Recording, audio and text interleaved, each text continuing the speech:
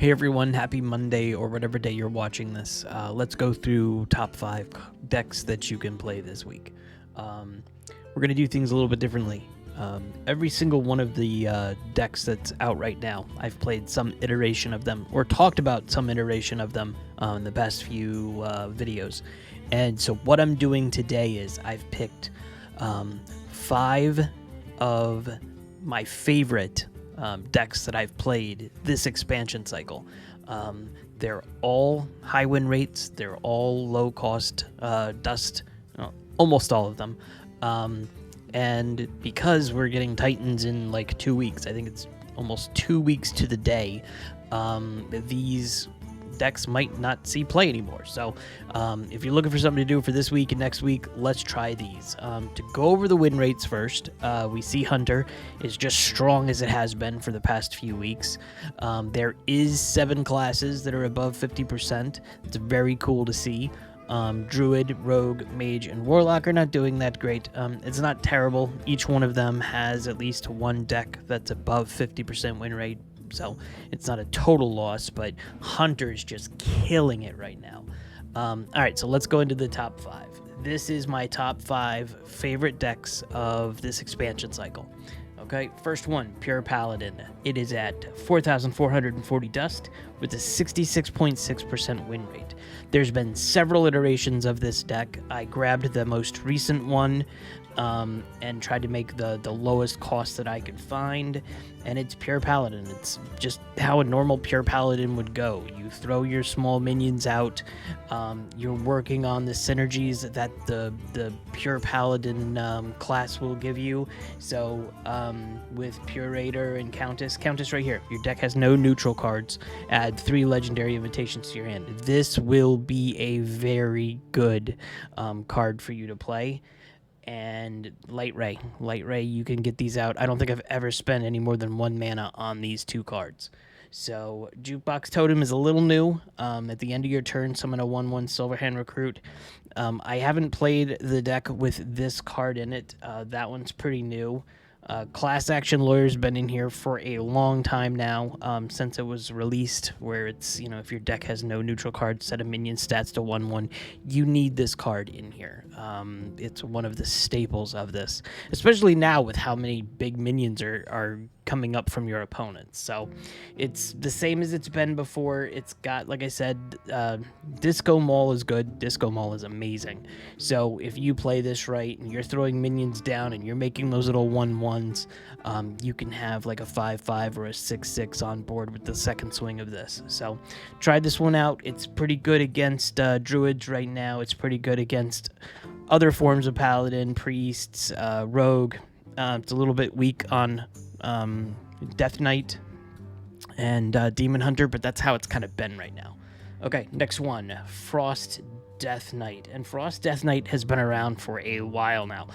That's at 2,480 dust with a 65.5% win rate.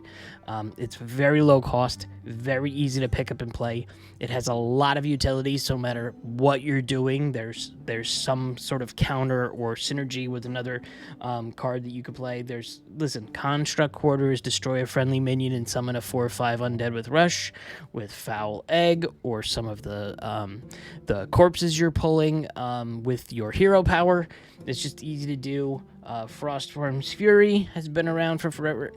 It's a pain card sometimes, especially when you can get multiple of these out, much more than the 2 that are in your deck. And then you have Frigidaire that draws 2 spells. If they're both frost spells, deal 2 damage to all enemies. All of them are frost spells, so you're good. This deck is almost completely 100% the setup has been for a while now, and it is a good deck to play, and also, like I said, it's a very low cost, and it's good against a lot of the other decks. Death Knights, there's other Death Knight decks that are better. Demon Hunter, they're all back and forth with this. It's very good against Druid, very good against Mage. Paladin, it just whips up Paladin. Same with Rogue and Shaman and Warlock, but Warrior, it's not that great with. Warrior's been boosted up very quickly now for the past couple of weeks. So, but this is a good, well-rounded deck, and it's super low cost. Next one, Undead Priest, and this one I haven't had a lot of play with, but I love the style of it. I love how fast the game is. These games are around 6 minutes or so, a little bit over 6 minutes. It's super fast. This is 1,960 dust to play this, and that's super cheap. And the win rate is 65%, and it is almost exactly the same type of synergies as the Frost Death Knight, because there's a lot of undeads in there. It's got Foul Leg. It's got Mind Seer. Deal 2 damage with a minion. If it dials, deal 3 damage to the enemy hero. Psychic Conjurer. Copy a card in your opponent's deck and add it to your hand.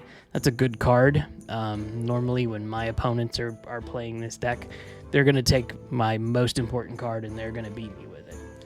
Rotting Necromancer is Dredge. If it's an undead, deal 5 damage to the enemy hero.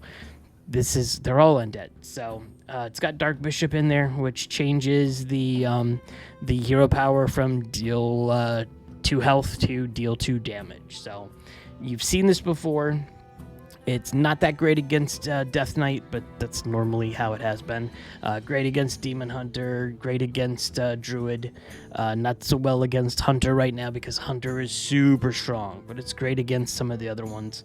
It is good against Paladin, 63.1%. So that's another one. Here is one of my favorite ones. If I had to pick one out of all of these 5, I think I would pick the Outcast Demon Hunter, and this is 6,720 dust with a 68.7% win rate. Really, all it's doing is you're building out your Outcast cards, and you're using this little guy right here, Wretched Exile, to get more Outcast cards. Doing this deck with the amount of Outcast cards you're generating with Wretched Exile, you're never without cards to play, and most of the Outcast cards will absolutely benefit you to just smash your opponent. Between that and Vengeful Walloper, which is Rush, costs 1 less for each Outcast card you've played this game. These are 0 mana cards at the end of the day. It's also have Halveria, Dark Raven, which is after a friendly rush minion attacks, give your minions +1 attack, and you're going to get several of these. Summon 2 1/1 Illidari with rush, Outcast, summon 1 more. So not only do you have these 2, but you're going to generate more of these. So it's a good deck. It's a fun deck. It's one of my favorite decks. Like I said, out of these 5, if I had to pick one, it would be Outcast Demon Hunter. Last one is Hound Hunter, and this one I've been getting more and more into Hunter now recently. It's a super fun deck. It's got an overall win rate of 70%, but it is more expensive. This is 10,280 dust.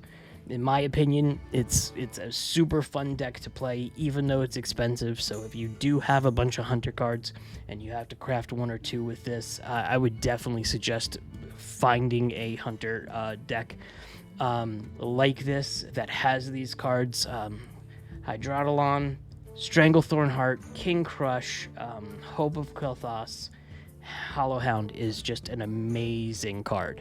And what you're doing is you're just starting out building up a board as you can, using the Bunch of Bananas, the Thornmantle Musician, and you're also working on the Barrel of Monkeys to throw those little taunts out there while you work on Hope of Quel'Thas and while you work on Faithful Companions.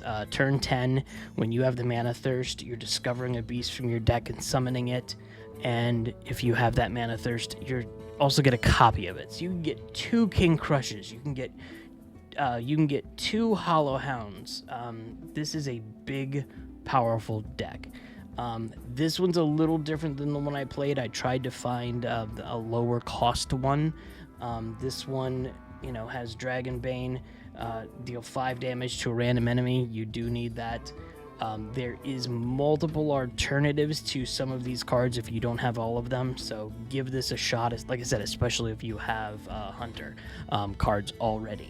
last thing I want to go over. So every once in a while I'll talk about this. I'm looking at what neutral cards are being played right now to see if there's any differences or any outliers or any card that comes up the ranks because maybe there's a synergy that we don't know about or is not really that well known, and it's all the same. Astellar Bloodsworn is in 47.5% of the decks, and every single one of these is something that's been top 5, top 10, top 15, so there's no shocks here.